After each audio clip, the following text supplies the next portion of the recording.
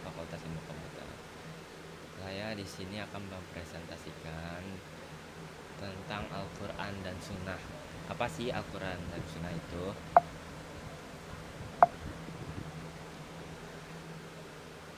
Di sini saya daftar isinya ada latar belakang, pembahasan, dan kesimpulan. Al-Quran adalah kitab suci agama Islam, sedangkan Sunnah adalah perkataan, perbuatan, dan penetapan Nabi Muhammad SAW yang merupakan penjelas atau bayan terhadap Al-Quran. Latar belakangnya adalah Al-Quran dan Sunnah merupakan pedoman hidup manusia yang mana manusia harus berpegang teguh pada keduanya supaya selamat dunia dan akhirat. Al-Quran sebagai pembina manusia guna mampu menjalankan fungsinya sebagai hamba Allah dan khalifah di muka bumi ini. Umat Islam percaya bahwa Al-Quran merupakan puncak dan penutup wahyu Allah yang diperuntukkan bagi manusia dan bagian dari rukun iman yang disampaikan kepada Nabi Muhammad SAW melalui perantara malaikat Jibril. Apa sih pengertian Al-Quran itu? Secara etimologis, kata Al-Quran mengandung arti bacaan atau yang dibaca. Lafal Al-Quran berbentuk isim masdar dengan makna isim maf'ul. Lafal Al-Quran dengan arti bacaan. Kemudian dipakai kata Al-Quran untuk Al-Quran yang dikenal sekarang ini. Kata Al-Quran digunakan dalam arti sebagai nama kitab suci yang diturunkan kepada Nabi Muhammad SAW. Bila dilafazkan dengan menggunakan alif lam berarti keseluruhan yang dimaksud dengan Quran. Ditinjau dari segi terminologi sebagai berikut. Menurut di sini ada 3, yaitu pertama menurut Al-Zarqani, Al-Quran adalah lafal yang diturunkan pada Nabi Muhammad SAW dari permulaan surah Al-Fatihah sampai akhir surah An-Nas. Kedua, menurut Mana Al-Fatan, Al-Quran adalah dasar agama dan sumber tasyri sebagai hujah atau dalil Allah yang cocok sepanjang zamannya yang disampaikan oleh Rasulullah SAW kepada umatnya untuk diikuti perintahnya. Ketiga, yaitu menurut Syafi'i Hasan Abu Thalib, sebagai dikutip oleh Romli Sayyidina Ali, Al-Quran adalah wahyu yang diturunkan dalam bahasa Arab dan maknanya dari Allah Subhanahu wa Ta'ala melalui wahyu yang disampaikan kepada Nabi Muhammad SAW yang merupakan dasar dan sumber utama bagi syariat. Ada berapa sih karakteristik Al-Quran? Di sini ada 3, yaitu lafaz dan maknanya datang dari Allah dan disampaikan kepada Nabi Muhammad SAW melalui malaikat Jibril dengan jalan wahyu.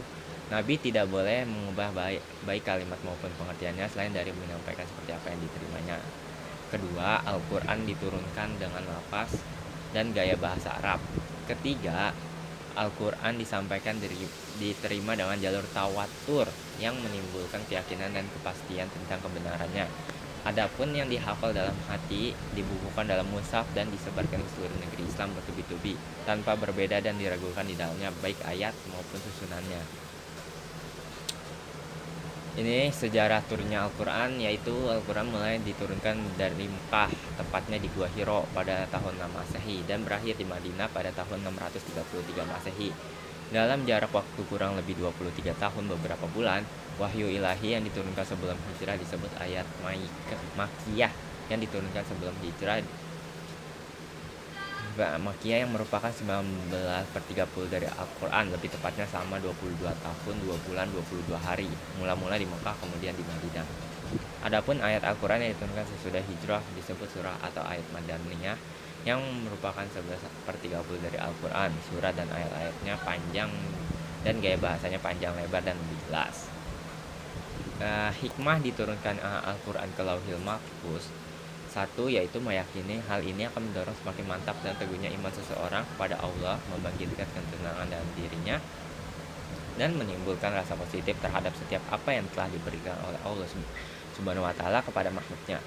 2, mengimani Lauhil Mahfuz berikut segala yang tercatat di sana akan berpengaruh positif terhadap konsistensi seorang mukmin untuk selalu berusaha ke arah yang baik. Hikmah diturunkannya Al-Quran secara berangsur-angsur dalam 10 tahun di Madinah. Jadi pertama agar lebih mudah dimengerti dan dilaksanakan orang. 2, di antara ayat-ayat itu ada yang nasikh dan mansukh. 3. Turunnya suatu ayat sesuai dengan peristiwa-peristiwa. 4. Memudahkan penghafalan dan menguatkan hati.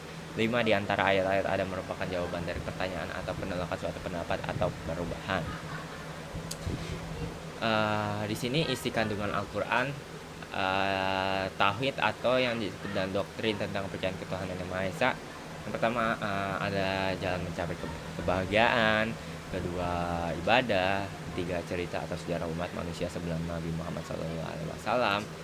Keempat, ada janji dan ancaman Allah. Jadi isi kandungan Al-Quran itu seperti ini, seperti jalan mencapai kebahagiaan, ibadah, cerita atau sejarah umat manusia sebelum Nabi Muhammad SAW, janji dan ancaman Allah.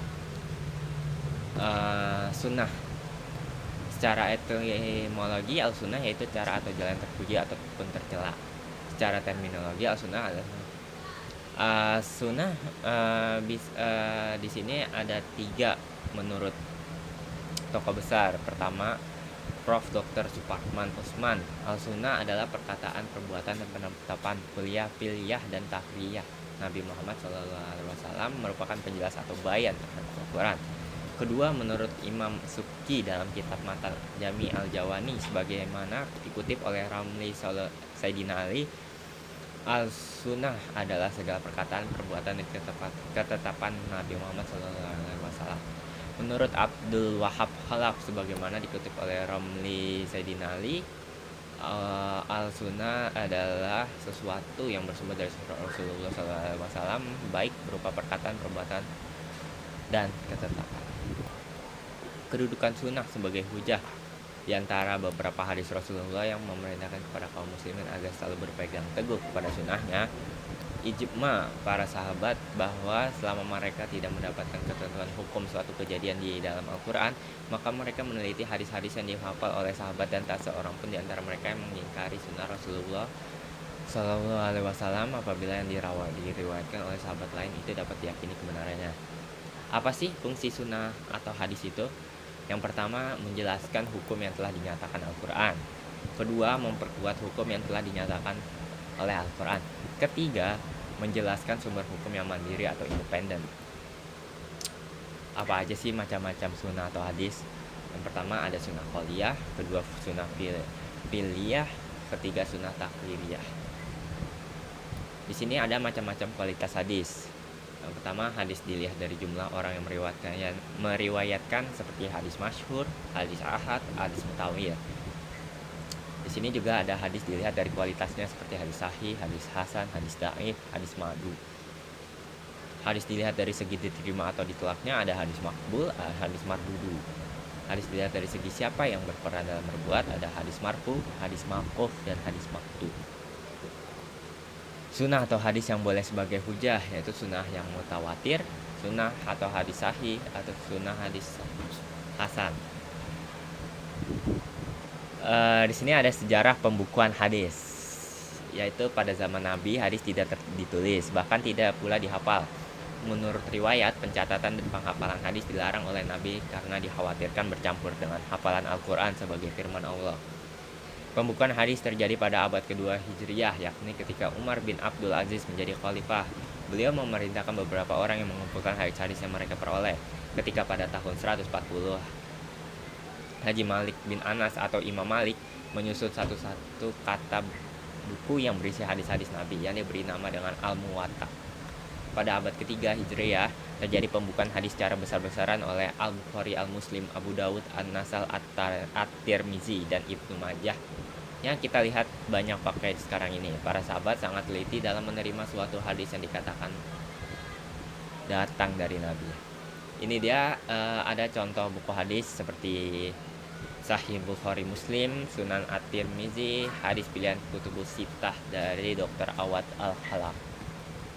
Kesimpulan dari materi Al-Quran dan Sunnah, yaitu Al-Quran dan Sunnah adalah dua sumber utama ajaran Islam yang harus dipahami dan diterapkan dalam kehidupan sehari-hari. Keduanya saling melengkapi dan memberikan pedoman yang jelas bagi umat Islam dalam beribadah dan berinteraksi sosial. Pentingnya pemahaman Al-Quran dan Sunnah dengan benar akan membentuk karakter dan akhlak yang baik serta menuntut umat menuju kehidupan yang baik. Di sini saya mengambil referensi dari Ahmad Sukarja dan Mujar Ahmad Syarif 2012, 3 kategori hukum syariat, fikih dan kanun Jakarta Sinar Grafika. Saya juga mengambil referensi dari Amir Syarifuddin, Ibnul Jauzi, Imam Al-Nawawi, Kementerian Agama Republik Indonesia, Mardani Muhammad Thalib. Sekian dari saya, terima kasih atas perhatiannya. Mohon maaf apabila salah kata dan perbuatan. Saya Julian Novianto dari program studi Teknik Informatika Fakultas Ilmu Komputer mengucapkan Assalamualaikum warahmatullahi wabarakatuh. Terima kasih atas perhatiannya.